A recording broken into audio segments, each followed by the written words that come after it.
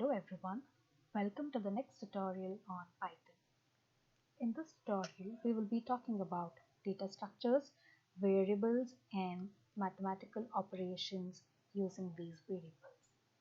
So speaking of variables first, these are used in every programming language and in every program. There is hardly any program that you can write without the use of variables.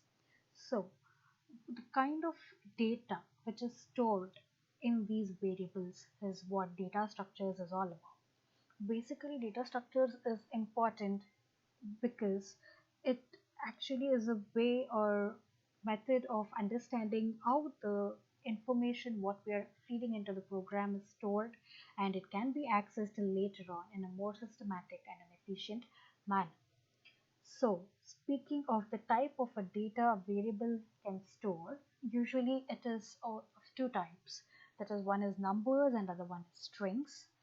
So we will be studying more in detail about the different data types in this tutorial.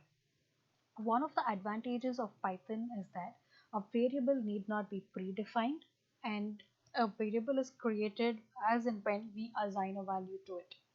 Now, for example, let us take x is equal to 3. So we are assigning the variable x with a value of 3, and this variable was not created before.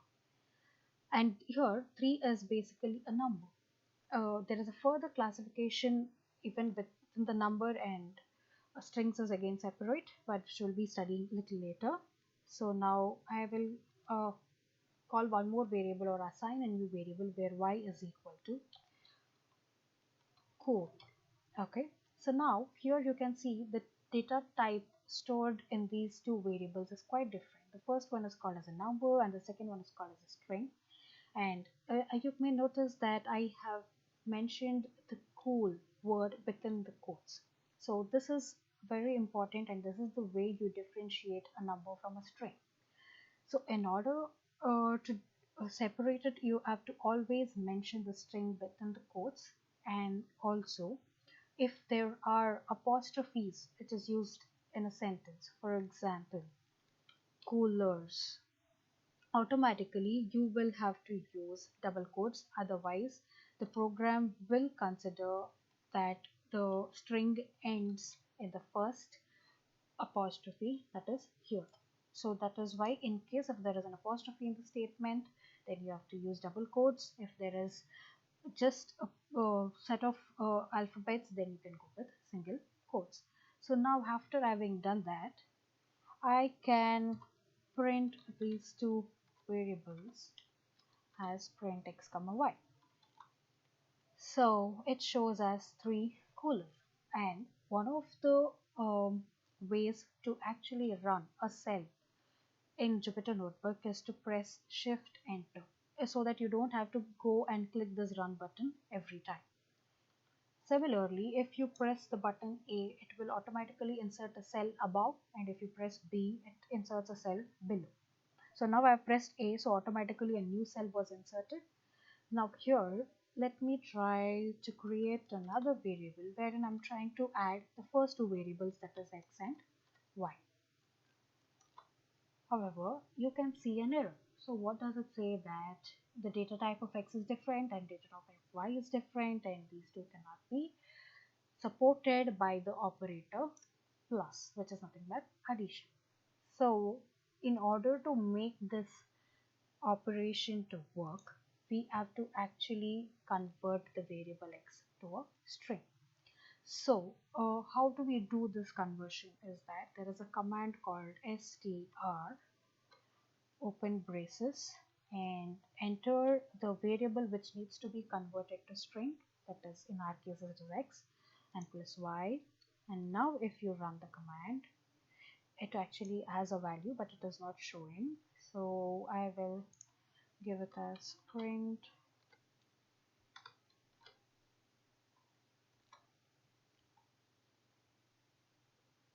okay. I guess now it should work. So as you can see, it is 3 coolers. So this is one of the way, if at all, if you want to sometimes make a statement or put some headings in your programs, and this is one of the way you can do, and this is also the way how you convert a number to a string. Now we talk about a lot of data types even in a while. So first let's talk about naming a variable. For example, in this case we used it as x and y.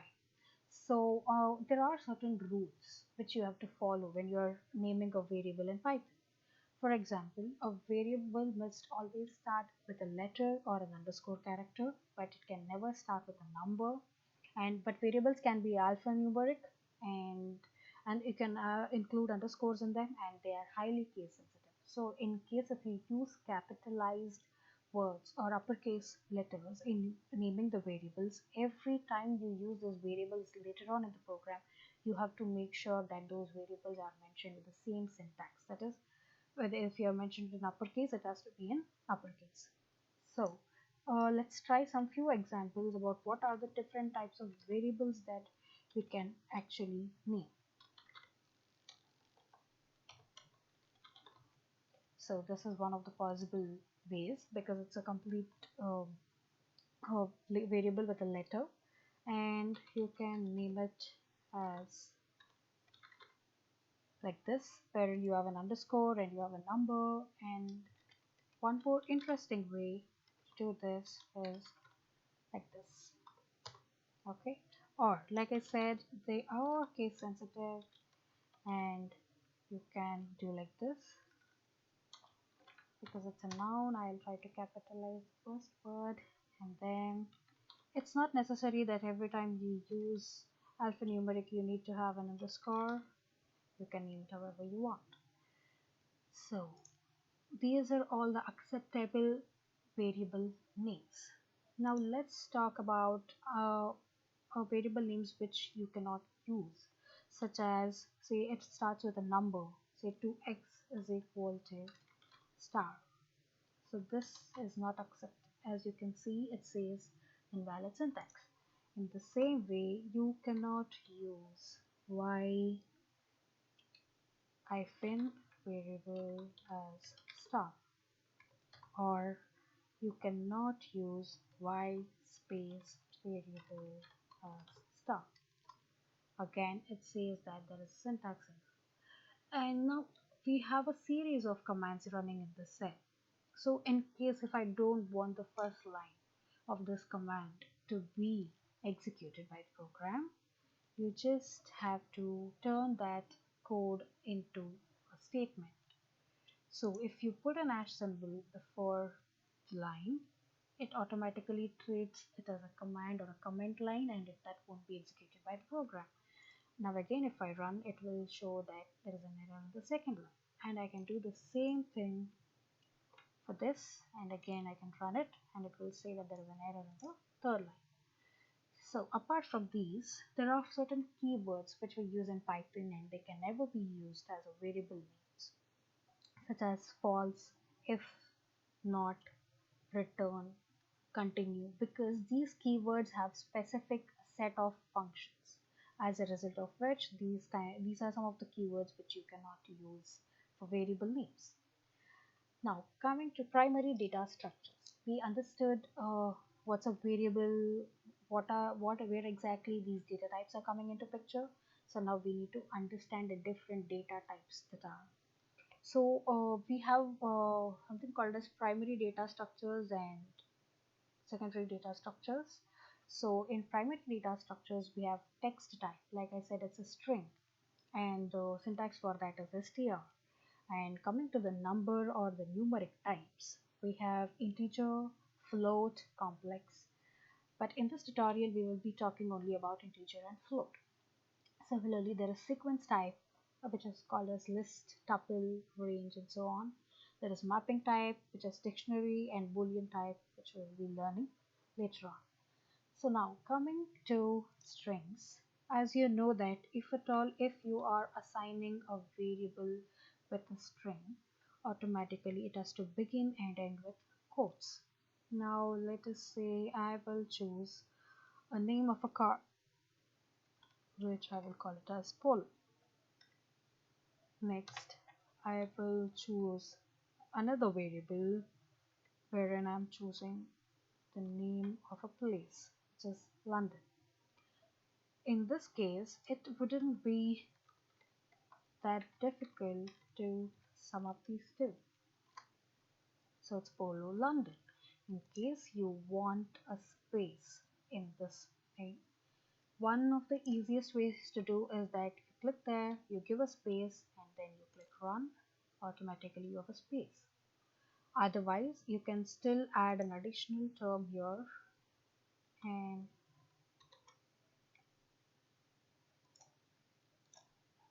okay,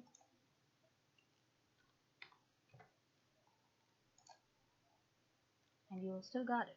Okay. Now, other than these things, there are a few interesting things that we can do with strings, such as let us say you want to find the length. This is a very important command in data science, especially. Now, let us say I want to find out what is the length of variable x, and I run, so it says it's 5 because we have given an additional space. Now, if I remove the space and run here, it says it's 4. So the important takeaway point here is that even space is considered as a length or as one of the characters. Now in place of this, if you want to print the length of y, and it says it is 6. Apart from this, there are a few more interesting things which you can do, such as capitalizing, or let us say, okay, I can do string dot upper of y, and the entire string is an uppercase. Same way you can do the lowercase, or in case if you want to capitalize only the first letter in the entire word, you can make that using the command capitalize. So there are different options too, and I would like to do one more interesting fun thing. For example, I will say name is equal to as a matter of fact, you can give words also as a variable. So in this case, I've given it as name, and I will say input as one of the commands, and also the keywords which you cannot use as a variable name. I will say who are you, then I will say print hello, comma name. So now if I try to execute it, it asks me a question. So basically the command input here is demanding an input from the user itself. So I will mention it as Sarah and press enter, and it says hello Sarah. So there are a lot of interesting and fun things which you can do and play around with strings. Now coming next to integers. This is, like I said, one of the primary data structures is numeric, and Python supports three types of numeric data, that is integers and floats and complex numbers, and in this tutorial we will be talking about integers and floats. As usual, I am going to assign x with a value and y with another value, say 5. So now these are called as integers, and automatically you can perform any set of operations with this, such as print x plus y. Okay, so in case like this, um, we perform operations, and you can perform a lot of operations. It shouldn't be much of a problem. On the other hand, there is another type of data which is called as floats, which considers x as equal to 2.8 and y as equal to 3.7, and you can try print x plus y. So that is 6.5. So this is a typical data type, especially in the numeric category. Now let's try something interesting, and I will first insert a command to show you the use of hash symbol in programs. So I am trying to give an explanation about what exactly this program does. which I am calling it as elevator floor converter. Now I'm naming a variable as say FL, which stands for floor, and input, which means I'm demanding an input from the user, and I will say it as European floor number, and this is US floor number. UFL stands for US floor number, and when I say int of FL, which means I am trying to keep it as an integer, and I will add +1, and then I will give it as print US floor. If it is completely okay to give a space in the string inside the inside the quotes, like I've given it in US floor is equal to comma UFL. Now if I try to execute, so let me explain what exactly this program is about. In European floor systems, the ground floor is not considered as now number one, but in case of US, the ground floor is considered as the first floor, and the first floor is actually considered as second floor. So in other words, the numbering of the floor starts from ground in case of US, and the numbering starts from the first floor for European system. So here we are just writing a very simple program in order to convert a European style of floor numbering to the US style of floor numbering. So now once you press run, this actually asks for input from the user. And as you can see here, there is an asterisk symbol, which means that the cell is running. So now I will give my floor number as 5 and press enter, and it automatically gives that the US floor number is going to be 6. So like this, there are a lot of fun examples which you can definitely try and explore further. Next, we will go for interconversions. Now we spoke about integers and floating numbers. So now, what if you want to convert an integer to a float type, or a float type of data to an integer type of data? So in such cases, as usual, I am taking the variable name as p in this case, and I will assign a value of 6. But I want this to be converted to a float. As you can see, this is an integer. So f stands for float, and float is a keyword which cannot be used as your variable name, and I will give it as x. So now I will print f, and it tells me, sorry, I gave it as x, I should have given it as p, and it says it is 6.0. In the same way, I can try to convert a float data type into integer, which I'm going to do now because my f is actually 6.0. So I will try to convert this back into an integer. Now for that, let me take it as g is equal to int of f, and I will do it as print g, and you can see that we have the integer back. So int and float within followed by simple brackets actually converts the data type from one to another. So going to next, we have a boolean. You may already be familiar with these kind of operations. Let us say x is equal to 3 and y is equal to 4. Now I will say print x is equal to y. And in case if you want to check whether x is not equal to y, then all you need to do is x not equal to y. Then let's say I want to execute another command, say I want to check if x is greater than y, or you can try if print is x less than y.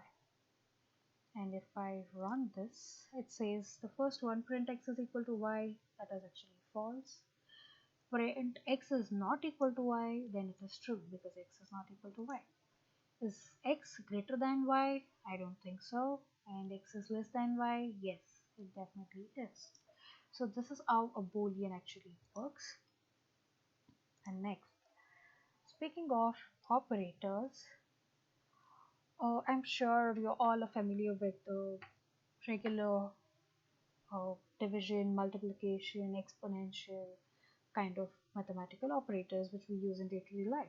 So let us see how exactly does Python execute when there are multiple operators.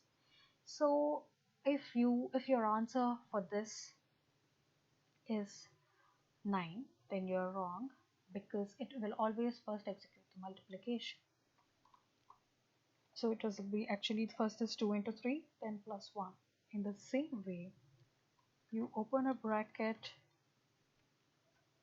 and then multiply by 3. It's the same set of numbers, same operation, only with the new operator, that is bracket. So obviously the program will first execute everything that is inside this bracket, and then it will come out and execute the remaining set of the commands. So now you can get the answer as 9. Now I am going to try 13 plus 5, and in Python we write exponential by using 2 asterisk mark. So 13 plus 5 to the power of 2 minus 4 whole division 2 minus 30. So the Python can even give you an answer for even the most complex of such operations. So I have just given you a small example about how arithmetic operations take place and what is the order of precedence of different operators. So we have come to the end of our first tutorial, and in the next tutorial we will be talking about secondary data structures or non-primitive data structures.